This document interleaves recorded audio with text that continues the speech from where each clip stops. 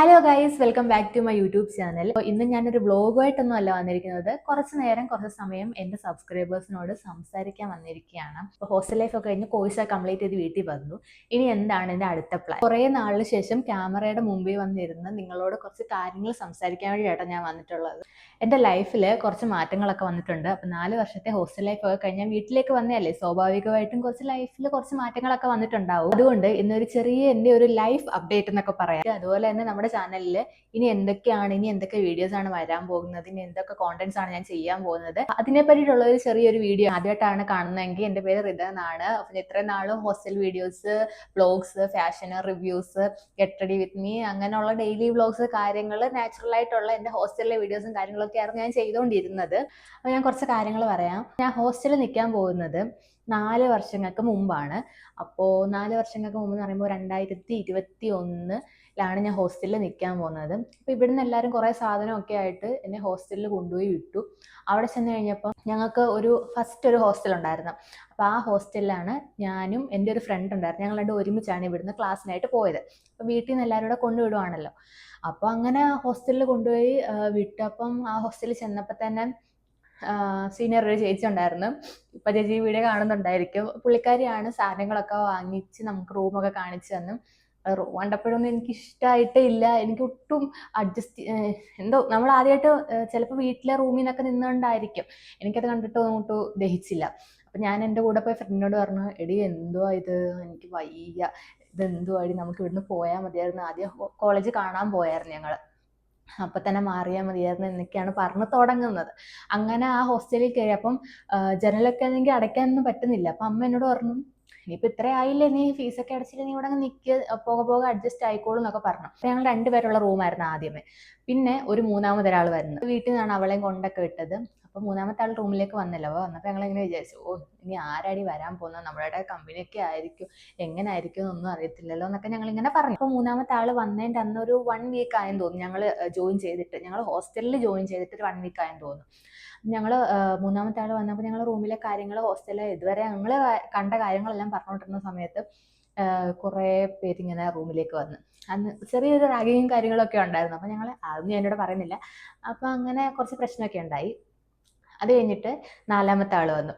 4ാമത്തെ ആളെയും വീട്ടിൽ നിന്ന് കൊണ്ടൊക്കെ പോയിട്ടാണ് വീട്ടുകാരൊക്കെ സംസാരിച്ച് നോക്കിക്കോണേ എന്നൊക്കെ പറഞ്ഞിട്ട് പോകുമ്പം നമ്മളെ കൊണ്ടിട്ട് പോകുമ്പോൾ ഭയങ്കര കരച്ചിലായിരിക്കുമല്ലോ, നമുക്ക് ഇവിടെ നിൽക്കണ്ട എന്നൊക്കെ പറഞ്ഞിട്ടായിരിക്കും നമ്മൾ നിൽക്കുന്നത്. അങ്ങനെ ആ ഹോസ്റ്റലിൽ നിന്ന് ഞങ്ങൾ മാത്രമേ ഉള്ളൂ ഫസ്റ്റ് ഫ്ലോറിൽ നിൽക്കുന്നത്. ബാക്കി ഞങ്ങളുടെ ബാച്ച് എല്ലാവരും അങ്ങ് 4th ഫ്ലോറിലായിരുന്നു. ഞങ്ങൾ ആരുമായിട്ടും കമ്പനിയില്ല. അപ്പം ഞാൻ ചെന്നപ്പോൾ ഞാൻ വിചാരിച്ചു, എന്ത് ജാടകളാണല്ലോ, എല്ലാവരോടും എങ്ങനെയാണ് മിണ്ടുന്നതെന്നൊക്കെ പറഞ്ഞുകൊണ്ട് ഇങ്ങനെ ഇരുന്നപ്പോൾ അങ്ങനെ ഇരിക്കുമ്പോൾ കുറച്ച് നാളൊക്കെ ശേഷം ഞങ്ങൾ ഇവരുമായിട്ട് നല്ല കമ്പനിയായി കഴിഞ്ഞപ്പോൾ ഞങ്ങൾ മാത്രമേ ഇത് താഴെയും ബാക്കി എല്ലാവരും മേളിൽ. അപ്പം ഞങ്ങൾ ചേച്ചിനെ പിന്നെ മേളിലത്തെ റൂമിലൊക്കെ ഷിഫ്റ്റ് ചെയ്യാന്ന് പറഞ്ഞിട്ട് ഓളൻ്റെ കയ്യിൽ നിന്ന് പെർമിഷൻ മേടിച്ച് അവിടുത്തെ ഒരു സൂപ്പർവൈസർ ഉണ്ട് ഹോസ്റ്റലിൽ. അപ്പോൾ ആ പുള്ളിക്കാരോട് പെർമിഷനൊക്കെ പുള്ളിക്കാരോട് ചോദിച്ചില്ല, അല്ലാതെ ഞങ്ങൾ കയറി റൂമിലൊക്കെ താമസിച്ച് കഴിഞ്ഞ് കുറച്ച് നാൾ കഴിഞ്ഞപ്പോഴത്തേക്ക് പറഞ്ഞു ഹോസ്റ്റൽ ചേഞ്ച് ചെയ്യണം, ഷിഫ്റ്റ് ചെയ്യണം, വേറെ ഹോസ്റ്റലിലേക്ക് മാറണം എന്നൊക്കെ പറഞ്ഞിട്ട് ലാസ്റ്റ് ഒരു ഹോസ്റ്റലിലേക്ക് കൊണ്ടുവന്നു.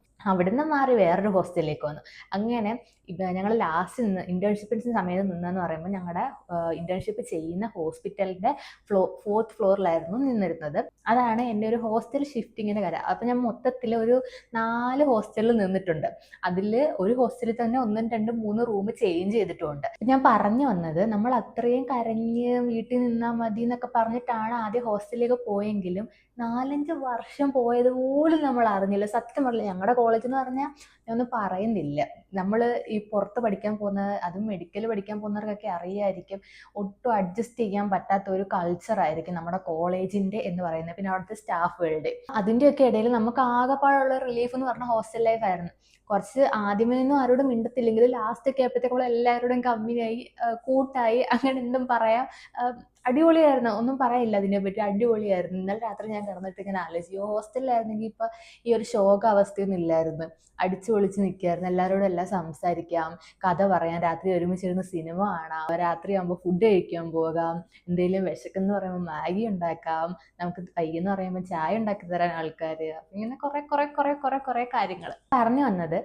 അത്രയും ഇതായിട്ട് നിന്നിട്ട് നമ്മൾ അത്രയും വിഷമിച്ചൊക്കെ ഇവിടുന്ന് വീട്ടിൽ നിന്ന് പോയിട്ട് ലാസ്റ്റ് അവിടെ നിന്ന് ഇങ്ങോട്ട് വരാറായപ്പോഴത്തേക്ക് എല്ലാവരുടെയും മുഖത്ത് സങ്കടം, എല്ലാവരും കരയുക. ഹോസ്റ്റൽ ലൈഫ് തീർന്നില്ല. അപ്പൊ ഇനി നമുക്ക് അവരെ ആരെയും കാണാൻ അങ്ങനെ പറ്റത്തില്ല. ഇനി പലരും പല വഴിക്കായിരിക്കും, പലരും പല ലൈഫ് ചൂസ് ചെയ്യും, അങ്ങനെയൊക്കെ പറഞ്ഞ പല കാര്യങ്ങളായിരിക്കും. അപ്പൊ അങ്ങനെ നമ്മൾ ആരെയും കാണാൻ പറ്റത്തില്ല എന്നൊക്കെ അറിഞ്ഞപ്പോൾ നമുക്ക് എന്തോ ഒരു വിഷമമായി കഴിഞ്ഞ് എല്ലാവരും ഭയങ്കര കരച്ചിലൊക്കെ ആയിരുന്നു ഇറങ്ങാറായപ്പോഴത്തേക്ക്. അതാണ് ഹോസ്റ്റൽ ലൈഫ് എന്ന് പറയുന്നത്. നമ്മൾ ആദ്യം ജാടയാ എന്നൊക്കെ പറഞ്ഞിരിക്കുന്നവരായിരിക്കും നമ്മൾ ഏറ്റവും കൂടുതൽ അടിപൊളിയാന്ന് നമുക്ക് പിന്നീട് മനസ്സിലാവുന്നത്. അങ്ങനെയുള്ളവരായിരുന്നു എൻ്റെ ഹോസ്റ്റലിലുള്ളവരെല്ലാവരും. അപ്പൊ അതായിരുന്നു എൻ്റെ ഒരു ഹോസ്റ്റൽ ലൈഫ് എന്ന് പറഞ്ഞു കഴിഞ്ഞാൽ. ഇതിനിടയ്ക്ക് ഞങ്ങൾ ഹോസ്റ്റലിൽ എന്താ ഫുഡ് പോയിസൺ, ഇപ്പൊ നിങ്ങൾ കാണുന്ന ഹോസ്റ്റൽ ലൈഫ് ഫുഡ് അങ്ങനൊന്നും അല്ലായിരുന്നു. നമ്മളെന്ന് പറഞ്ഞു കഴിഞ്ഞാൽ ചെന്ന സമയത്ത് ഭയങ്കര ഫുഡ് പോയിസൺ ആയി, എപ്പോഴും ഫുഡ് പോയിസൺ എല്ലാവർക്കും. ഞങ്ങൾ എന്നിട്ട് ഒരു വട്ടം ഭയങ്കര വഴക്കുണ്ടാക്കി, ഓഫീസിലൊക്കെ പോയി നല്ല വഴക്കൊക്കെ ഉണ്ടാക്കി, ഫുഡിന്റെ കാര്യമൊക്കെ കംപ്ലൈന്റ് ഒക്കെ ചെയ്ത് ലാസ്റ്റ് ഞങ്ങൾക്ക് ഫുഡ് പോയിസൺ അടിച്ച്, എനിക്കൊന്നും ഉണ്ടായില്ല, കുറച്ച് പേർക്കൊക്കെ ഉണ്ടായത്. നമുക്ക് അത് മതിയില്ല, അതൊരു പിടിവള്ളിയായിട്ട് ഞങ്ങൾ കൊണ്ടുപോയി പറഞ്ഞ് പ്രശ്നമാക്കി. പിന്നെ ഞങ്ങൾക്ക് കുറച്ച് ദിവസത്തേക്ക് ലീവൊക്കെ തന്ന് നാട്ടിലൊക്കെ വിട്ട്. അങ്ങനെ ഞാൻ ചാനലൊക്കെ തുടങ്ങിയ മുമ്പാട്ടോ അത്. പല കാര്യങ്ങളും ഉണ്ടായിട്ടുണ്ട്. ഞാൻ അധികം ഞാനിങ്ങനെ വ്ളോഗിൽ അങ്ങനെ നമ്മളങ്ങനെ പറഞ്ഞിട്ടില്ലെന്നേ ഉള്ളൂ. അതായിരുന്നു എൻ്റെ ഒരു 4 വർഷത്തെ ഹോസ്റ്റൽ ജീവിതം എന്ന് പറഞ്ഞു കഴിഞ്ഞാൽ. പിന്നെ ഇനി ഞാൻ പറയാനുള്ളത് 4 വർഷം കഴിഞ്ഞ് തിരിച്ച് വീട്ടിലേക്ക് വരികയാണ്. വീട്ടിലേക്ക് വന്ന അനുഭവം എന്താണെന്ന് വെച്ച് കഴിഞ്ഞാൽ, ഞാൻ ഹോസ്റ്റലിൽ വെക്കേറ്റ് എല്ലാവരും പോയി കഴിഞ്ഞപ്പോഴും ഞാൻ പറഞ്ഞു കുറച്ച് ദിവസം നിന്നിട്ട് പോകാം. ഞാൻ 2 ദിവസം എക്സ്ട്രാ നിൽക്കാന്ന് വിചാരിച്ചു. പക്ഷെ ഒരു സാഹചര്യത്തിന്റെ സമ്മർദ്ദം മൂലം എനിക്കത് നടന്നതുമില്ല. അങ്ങനെ വീട്ടിൽ വന്നു കഴിഞ്ഞപ്പോഴത്തേക്ക് ഒരു 2-3-4 ദിവസം ആയപ്പോഴത്തേക്ക് തിരിച്ച് എങ്ങോട്ടാ പോകുക, നമ്മൾ ഗസ്റ്റ് ഫീൽ അല്ലേ നമ്മൾ ഹോസ്റ്റലിൽ തിരിച്ച് വീട്ടിലേക്ക് വരുമ്പോൾ. ഇനി കുറച്ച് ദിവസം 2 ദിവസം കഴിഞ്ഞിട്ട് ടിക്കറ്റ് എടുക്കണം, പോകണം, പോകാനുള്ള സാധനങ്ങൾ മേടിക്കണം. അച്ചാറിടമ്മ, ചിപ്സ് വറക്കമ്മ, അങ്ങനെ ചെയ്യമ്മ, ഇങ്ങനെ ചെയ്യമ്മ, പോകാനുള്ള സാധനങ്ങളൊന്നും വാങ്ങിയില്ലമ്മ, എനിക്ക് ഡ്രസ്സ് എടുക്കണം, ചെരുപ്പ് വാങ്ങണം, ഹെയർ ക്ലിപ്പ് വാങ്ങണം, കുറേ കാര്യങ്ങളാണല്ലോ.